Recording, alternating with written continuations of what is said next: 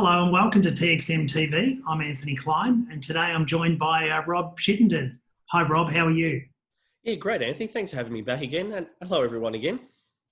And thanks for joining us, Rob. It's great that you're back again. And today I want us to talk, or we're going to talk about how to map your customer journey and look at the value that creates. And then Rob, you'll talk about the waste that can come out of that and be defined in the context of the customer journey. And yes, waste is a good part to look at with our customer journey. Let's focus on the waste. That's it. And so at TXM, we, as part of our value stream mapping, we do map a lot of customer journeys. And the customer journey is a very specific journey that a customer goes through. And so the steps that we take to do this, we follow a 4-step process. The first thing we do is we look at what objectives are we trying to achieve. So we look at the strategic objectives of the company, of the product, and we document what it is we want to achieve. And that's often in terms of the logistics, the numbers, the quantities, but it's also about the brand presence and the ability of the brand to meet with the general customers, the general market. And this works in a retail business, but more so in a business-to-business market is where we do most of our mapping. The next step 2, is to profile our personas. So we'll have many different customers, but we can represent them by personas. And the personas might be 4 or 5 or 6 or 7 different types of customers that represent the vast majority of our customers.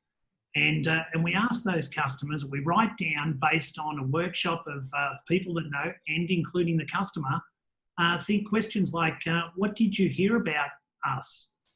What first attracted you to our website? What problem are you trying to solve? Why do you purchase from us, or why did you purchase from us in the first place? And is there any way that we can further support you to make your process easier? And we ask the customer those questions. And then we do a mirroring exercise and we say to them, what is it that we do really well? And what is it that you as a customer benefit from our product? And if we were going to do anything better, what would that be?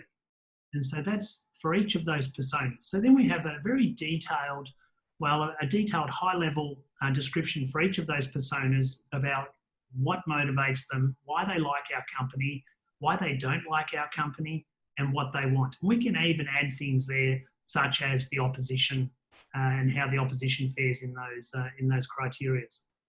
The next thing we do is we detail the individual person. So we create we take the critical personas and we create an identity, a person for each of those personas.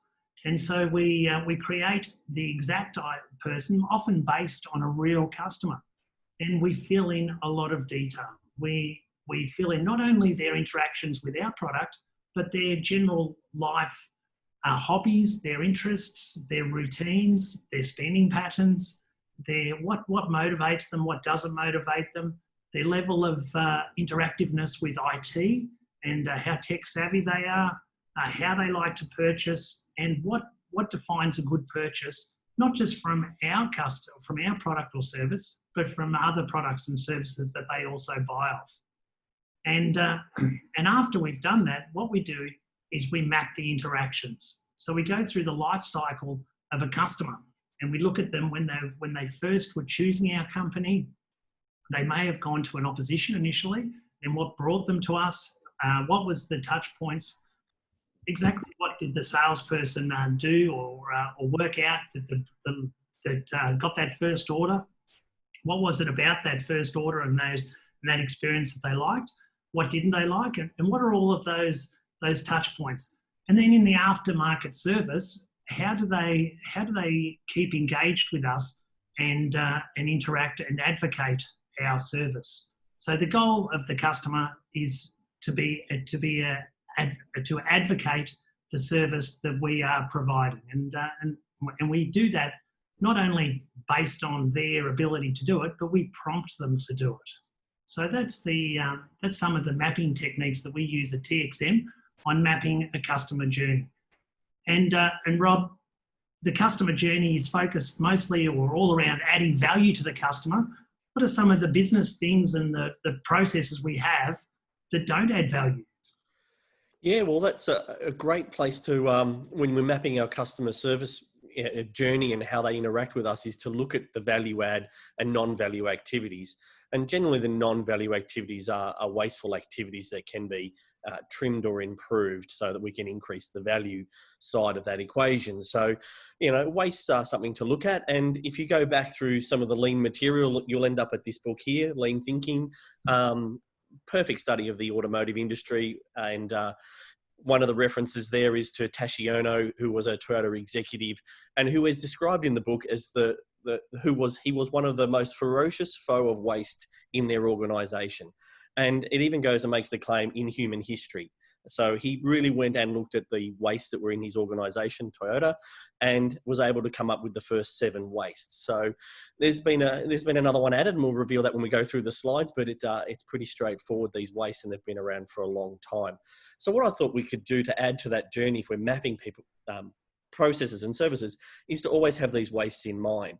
So if we were to look at the 8 wastes, the 8 common wastes are these on the screen here, which is transport, inventory, motion, waiting, over-processing, overproduction, defects, and skills and knowledge, which is that 8th waste. And that becomes the acronym at TXM for Tim Woods is the name to remember. And if we just quickly, and I won't take too long today, is just to skim over these ones in detail, just for a brief overview. So first, transport is excessive distances travelled by material or people. So we want to limit that transportation to as least amount as possible for products or people. The next one is obviously inventory and having the right amount of inventory. And sometimes you can have excessive inventory. It's getting that balance just right in your supply chain. There's motion, of course. So whenever there's unnecessary motion, so how many touch points, how often do we have to walk across the factory floor, or how often do we have to walk down that long length of tanks there and choose up time? So some of those things are worth looking at.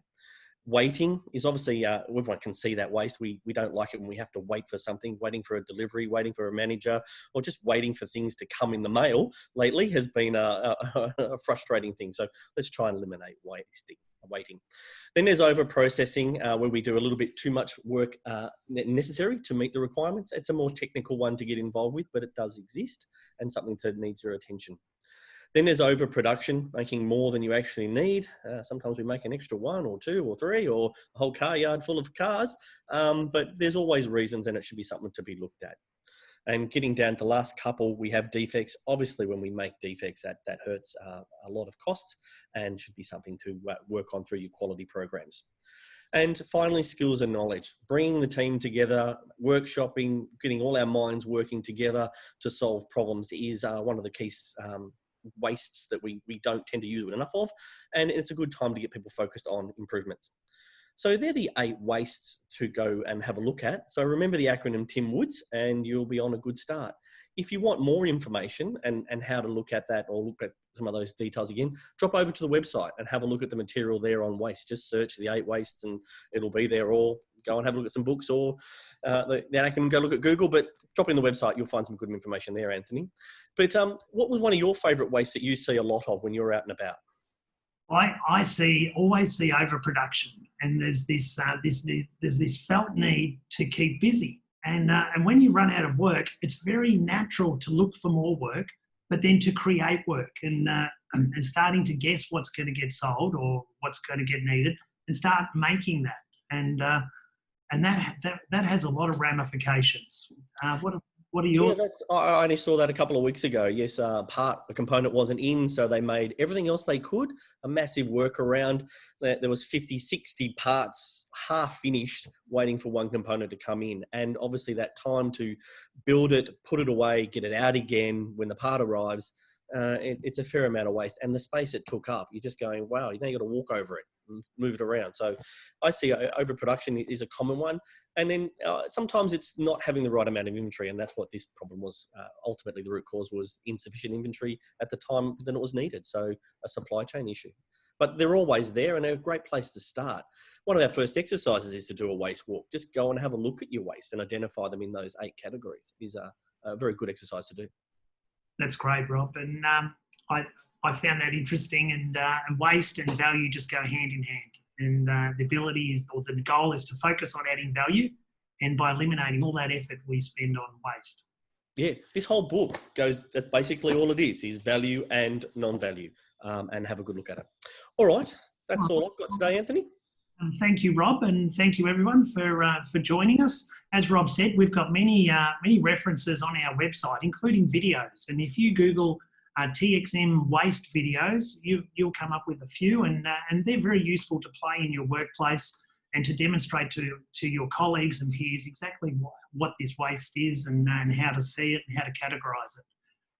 Remember to comment on our LinkedIn page and email us at txmtv@txm.com. I'm Anthony Clyne, and we hope you'll join us again for the next episode of TXM TV.